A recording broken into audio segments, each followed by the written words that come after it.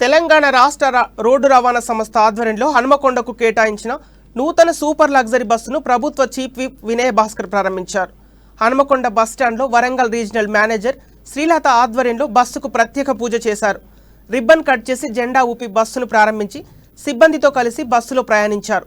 కేంద్రంలోని మోడీ సర్కార్ ప్రభుత్వ రంగ సంస్థలను వేలానికి పెడుతుంటే సీఎం కేసీఆర్ నష్టాల్లో ఉన్న సంస్థలను కాపాడుతున్నారని వినయ్ భాస్కర్ తెలిపారు.